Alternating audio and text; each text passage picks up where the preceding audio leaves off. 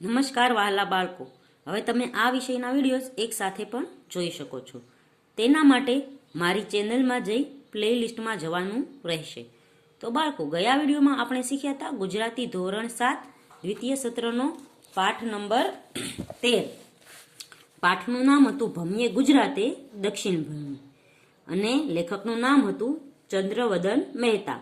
તો તે કહે છે કે આપણે દક્ષિણ તરફ ગુજરાતના પ્રવાસે જવું જોઈએ અને ત્યાં છે આપણે ગયા વિડીયોમાં જોયું હતું કે સુરત વિશે ઘણા બધા આપણે વાતો જાણવા મળી હતી. હવે આગળ છે, ચાલો ઉઠો, ઉગતા સૂર્યને નમસ્કાર કરો, આપણે તો નદી કાંઠે જ ઘૂમીશું, શહેર તો ઘણા જોયા અને જોઈશું અને આવી રોનક તો હવે રહી નથી, જોઈ જોઈ જીવ બળે, ચાલો કતાર ગામને રસ્તે, અશ્વિની કુમાર છે તો સ્મશાન કાંઠે પણ રળિયામણો છે, પછી વરાછા, આગળ કામરેજ, માંડવી, અતિ પ્રાચીન શહેરો જોવા મળે, આગળ જોઈશું તો હરિપુરા, એની પાસે બારડોલી, એક હિન્દી કવિ કહે છે તેમ એ ભારતનું થર્મોપોલી. તો બારડોલી છે તે ભારતનું થર્મોપોલી છે એમ કહે છે. બસ અમે જાણતા જ હતા કે સુરત રેલપાટા ઉપર આવ્યું છે, તો શા માટે આટલું એ શહેર માટે લખ્યું?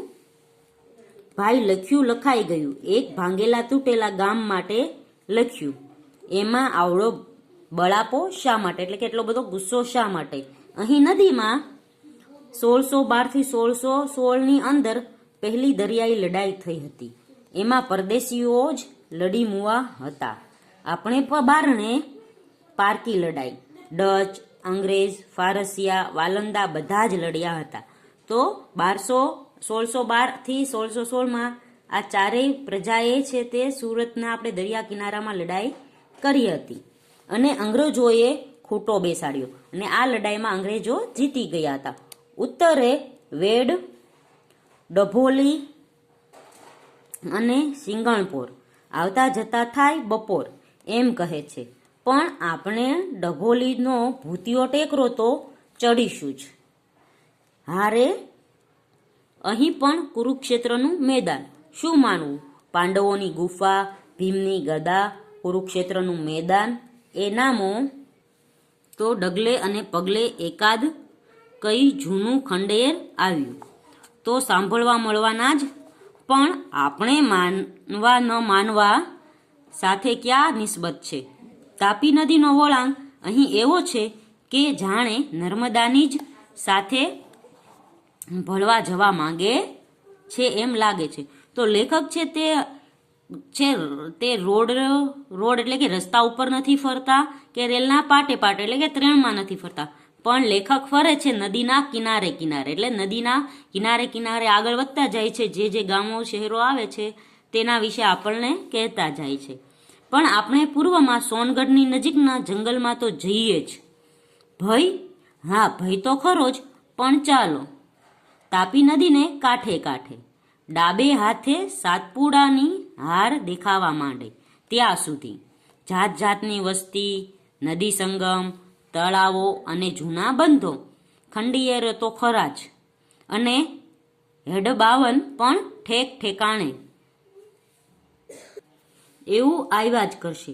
ધરમપુર પાસે હતા એવા અહીં સોનગઢની આજુબાજુ ગામના નામો છે, છેડે પાડા આવ્યા કરશે, વરપાડા, અમલપાડા, પણ આપણે તો ગામ મોહિની જોઈશું, રસ્તો બરાબર નથી તે થઈ રહેશે, પણ સામી નજરે સાતપુડાના હેરિયા જોવાની કેવી મજા આવશે. ચલો, હેરિયા એટલે બાકામાંથી અથવા કે છિદ્રમાંથી પડતું સૂર્યનું કિરણ.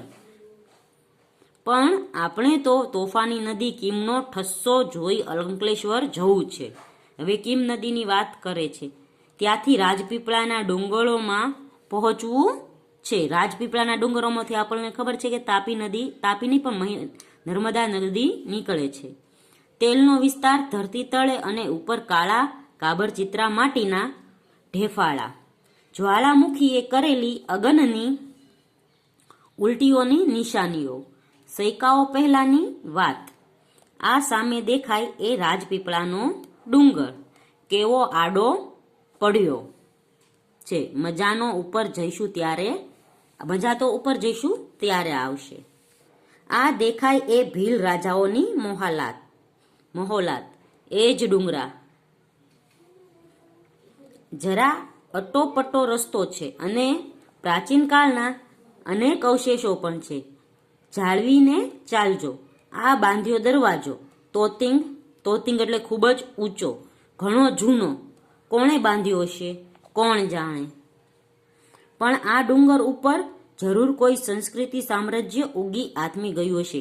સંસ્કૃતિ સામ્રાજ્ય એટલે કે કોઈ સંસ્કૃતિને લગતું કોઈ સારું સામ્રાજ્ય જે જન્મ્યું હશે અને મૃત્યુ પામ્યું હશે, એટલે કે સામ્રાજ્યનો ઉદ્ભવ થયો અને અંત પણ થઈ ગયો હશે. અહીં હવા ખાવાનું નવું સ્થળ બનશે એવી વાતો સંભળાય છે. આપણે જરા ઊંચે ચડીએ, રસ્તો બરાબર નથી. સવાર પૂર્વમાંથી તેજનો જગારો ઉપર આવતો દેખાશે. હવે તો દૂરની જેમ સમીપથી પણ ડુંગર રળિયામણો લાગે છે. માંડવગઢની રાણી રૂપમતીની જેમ આપણે પણ રેવાજીના દર્શન કરવા ગિરી અટારી ચડ્યા. વિંધ્યાવન ખૂંદી સાતપુડાની હારમાળાને ઓળંગી રાખી. નર્મદા મૈયા ગુજરાતે પધારતા કેવા જાજ્વલ્યમાન બને છે. કદીક ધોધે, કદીક વિશાળ પડપે, કદીક હિરણફાળે ગૌરવ ભર્યા આમાં નર્મદા. 950 કિલોમીટરનો કાંઠો અમરકંટકથી અહીં સુધીમાં. તો અમરકંટકથી નર્મદા નદી નીકળે છે અને તે છે 950 કિલોમીટર લાંબી નદી છે. ક્યાંક જલ્દી દોડે છે પાણી તેનું, ક્યાંક ધોધ સ્વરૂપે આવે છે, ક્યાંક ધીમું આવે છે અને ક્યાંક હિરણ ફાળે તે ફટાફટ વહી જાય છે. તમે અમારે માટે શું શું નથી લાવ્યા? રમ્ય છો, ભવ્ય છો, સોહામણા છો, આહલાદક છો, સંતોના શિરછત્ર છો, સામવેદના ઉચ્ચારતા શ્લોકોની અંકલાયરાયેલા છો, મહાસતી અનુસૂયાના પરમ સખીજન છો, પ્રાતઃ સ્મરણીય છો. એટલે જ રાતવાસો અહીં કરીશું. હવા ખાવાનું સ્થળ કરનારા કરશે ત્યારે અને આવનારા હવા ખાશે ત્યારે ખાશે. હમણાં તો આપણે હવા ખાઈ લઈએ, એટલે કે આપણે અહીંનો આરામ કરી લઈએ. આપણે પહાડ ઉપર જઈએ છીએ પણ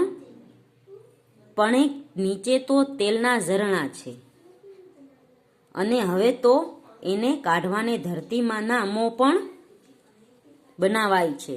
ગુપ્ત ગંગા એમ આ ગુપ્ત તેલધારા. ફિલસૂફો કહે છે કે મન તૈલ ધારાવત રાખવું.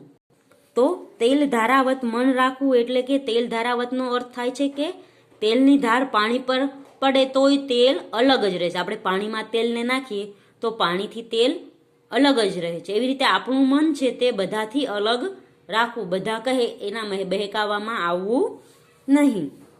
અને આ લેવામાં આવ્યું છે ભમ્મીએ ગુજરાતે ન વાટે ન રેલ પાટેમાંથી.